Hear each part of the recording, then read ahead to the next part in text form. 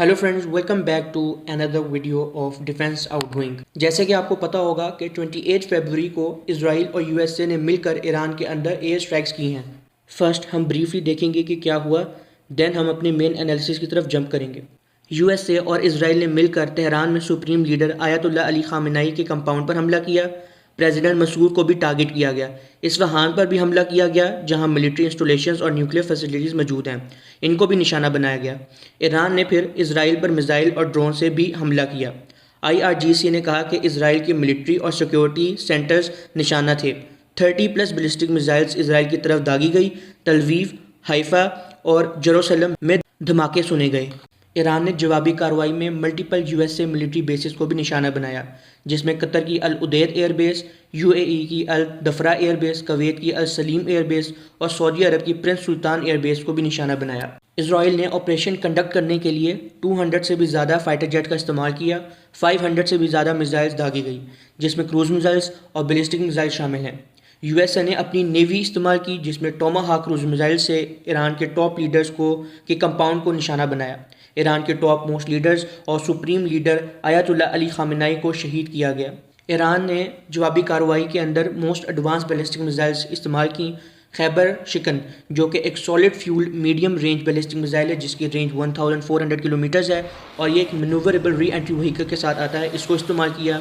इमाद, जो कि एक liquid fuel medium range ballistic missile है, जिसकी रेंज 1700 किलोमीटर्स है, जिसके साथ मनूवरेबल री एंट्री व्हीकल आता है और ये वेरी प्रिसाइज है। उसके बाद फतेह 1 को इस्तेमाल किया, जो कि हाइपरसोनिक बैलिस्टिक मिसाइल है, जिसकी रेंज 1400 किलोमीटर्स है, जिससे अमेरिका की इंस्टॉलेशंस को निशाना बनाया।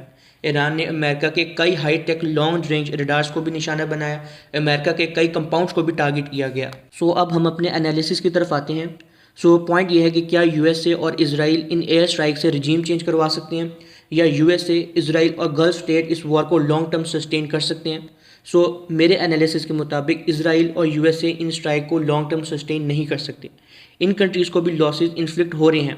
ईरान ने यूएसए और इसराइल के लॉन्ग रेंज रडार्स को स्ट्राइक किया, इनके एयर डिफेंस सिस्टम को स्ट्राइक किया है, और जो इनके इंटरसेप्टर्स हैं वो भी आहिस्ता आहिस्ता ड्रेन होते जा रहे हैं। इस वजह से ये लॉन्ग टर्म वॉर नहीं लड़ सकते। पॉइंट ये कि इसराइल और यूएसए अगर ये लोग लॉन्ग टर्म वॉर नहीं लड़ सकते तो इनकी आगे क्या स्ट्रैटेजी होगी। कई लोगों के अकॉर्डिंग ये लोग अगेंस्ट स्ट्राइक्स करेंगे कुछ, और उसके बाद जो बाकी जो लीडर्स बच गए हैं उनको ये लोग मारने की कोशिश करेंगे। उसके बाद जो इनकी प्रॉक्सीज़ हैं उनको ये लोग बूस्टअप करेंगे, ताकि ये जो गवर्नमेंट है उसको कंट्रोल कर लें, जिस तरह बांग्लादेश के अंदर हुआ या जिस तरह नेपाल के अंदर हुआ, ये इस तरह की कोशिश करेंगे। According to my analysis, Iran के पास एक पावरफुल मिलिट्री है जिसको बाईपास करना बहुत मुश्किल है, और अभी तक यूएसए और इसराइल इस तरह का कोई प्रेशर क्रिएट नहीं कर पाए जिससे वो गवर्नमेंट को कंट्रोल कर पाएँ। जो अभी ईरान की जो यूथ है वो गवर्नमेंट के साथ ही है और वो ईरान के साथ ही है। इस वजह से बाईपास करना इस चीज़ को कि तख्ता पलट हो जाए या रजीम चेंज हो जाए और एक नई गवर्नमेंट को ला के जो अपना लाना चाह रहे हैं, वो अभी होने नहीं वाला।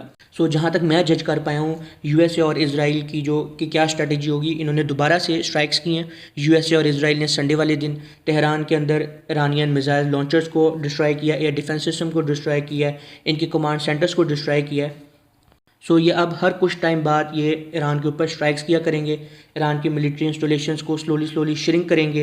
ईरान के बंकर्स को और उनकी वेपन प्रोडक्शन फैसिलिटीज़ को टारगेट करेंगे, फिर अपने ऑपरेशन को थोड़ी देर के लिए रोक देंगे। इतनी देर में यूएसए और इसराइल अपने वेपन डिफेंस इंटरसेप्टर्स को अगेन रिफ़िल करेंगे। इतनी देर के अंदर अपनी फैसिलिटीज़ रिपेयर नहीं कर पाएगा ईरान, उसके बाद दोबारा इसके ऊपर हमला कर दिया जाएगा। इस तरह ईरान के जो मिसाइल प्रोग्राम है वो ख़त्म हो जाएंगे आहिस्ता आहिस्ता। इसी तरह ईरान के जो ड्रोन्स के प्रोग्राम है वो ख़त्म हो जाएंगे, क्योंकि मैन्युफैक्चरिंग फैसिलिटीज़ नहीं रहेंगी। और जब ईरान के ऊपर दोबारा हमला होगा तो इसराइल और अमेरिका के ऊपर दोबारा हमला करना पड़ेगा और कई मिसाइल्स इस्तेमाल होंगे। आहिस्ता आहिस्ता श्रिंक होगा, और श्रिंक होकर जब कुछ पॉइंट्स रह जाएंगे या कुछ जगहें ऐसी रह जाएंगी जहाँ पर मैन्युफैक्चरिंग हो रही होगी, उनको अटैक किया जाएगा और कम्प्लीटली इस प्रोग्राम्स को ख़त्म कर दिया जाएगा। यहाँ पे एक काउंटर आर्गूमेंट आता है। यहाँ पर कई एनालिस्ट ये कहते हैं कि ईरान के अंदर बड़े बड़े बंकर्स हैं। मिसाइल प्रोग्राम की मैन्युफैक्चरिंग और ड्रोन्स प्रोग्राम की मैन्युफैक्चरिंग भी बंकर्स के अंदर होती है, स्टोरेज डिपोज बंकर के अंदर है और इनको हाइड किया जाता है। ये बात बिल्कुल दुरुस्त है कि ईरान को इस तरह स्ट्राइक करना मुश्किल है, लेकिन अगर आपके पास ग्राउंड इंटेलिजेंस मौजूद है जो यूएसए और इसराइल के पास है, तो इनको हाइड करना इम्पॉसिबल है और इनको इंटरसेप्ट करना फाइटर जेट की मदद से डिफ़िकल्ट नहीं है। इंपॉर्टेंट पॉइंट ये है कि ईरान के अंदर कई टॉप लीडर्स एक्चुअली एजेंट्स हैं मोसाद और CIA के। इसी वजह से आपने इतने प्रिसाइज स्ट्राइक्स देखी होंगी इसराइल और USA की तरफ से। ये वेरी पॉसिबल है जो लीडर्स हैं जिन्होंने मैन्युफैक्चरिंग को हाइड करना है वही मोसाद के एजेंट हों।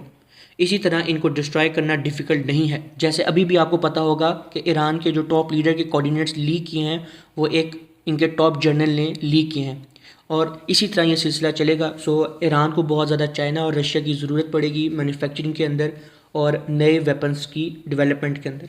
ईरान ने इस चीज़ को समझने की कोशिश भी की है कि ईरान ने इस बार ज़्यादा मिसाइल को फायर नहीं किया जिस तरह पिछली बार 2025 में किया था। इस बार प्रिसाइज, एक्यूरेट और कम मिसाइल्स को फायर करने की कोशिश की गई है। सो देखो ये ऊँट किस करवट बैठता है। I hope you like this video. Make sure you subscribe the channel. Pakistan जिंदाबाद। अल्लाह हाफिज़।